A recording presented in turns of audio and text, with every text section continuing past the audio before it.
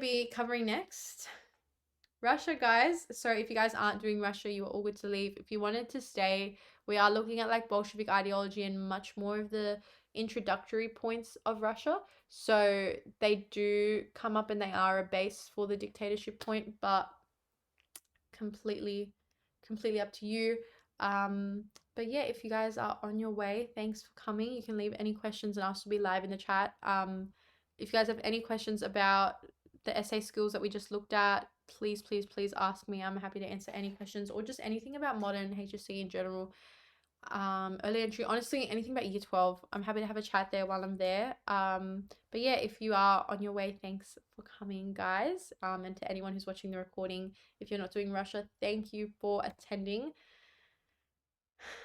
Let's look at Russia, guys. Let's look at Russia. So my tips for the Russian national study, I did Russia as well, which I'm sure you guys who are still watching did it.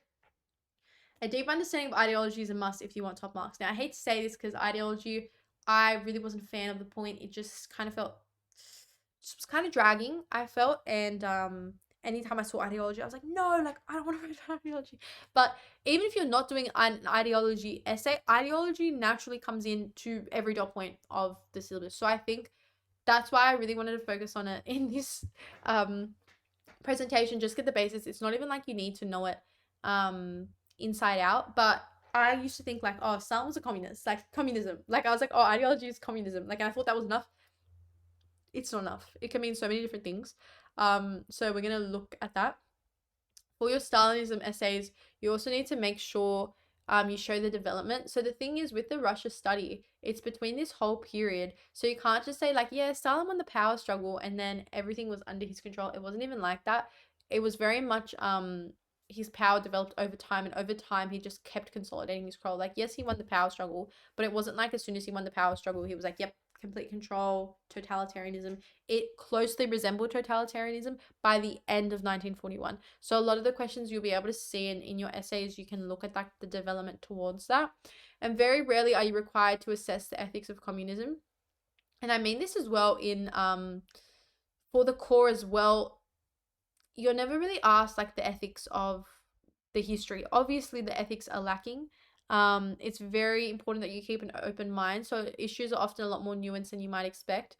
So being able to consider and assess the pros and cons when they arise is important for developing a nuanced essay.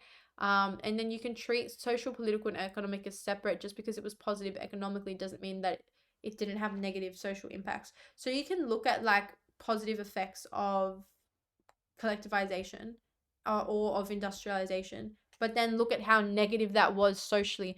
And I feel like it's easy if you get too much into the ethics of it, of being like, oh, how am I going to argue that it was positive if it did all this stuff to people? But that's why you'd want to bring up the different factors. And I think writing factors or thematical essays are important, because you can look at sometimes like it's great for the economy, and some of the things that Stalin did were great for the economy, but it came at the cost of humanity. Like, it literally came at the cost of humanity, and it's exactly the same with Hitler. So just as long as you're not falling into the trap of arguing that like commies suck, or like when looking at how they consolidated power, the consolidation and all of these topics have nothing to do with ethics, which sucks. The ethics come in like the social impacts, and that's where you can argue them. But yeah, it's hard because you learn a lot of this stuff, and especially in Russia, but in the Nazi regime, the core study as well, a lot of it is very heavy, and it's very unethical, like what you're learning about, especially socially and culturally. So it's hard to like keep that open mind. But you're not being assessed on that.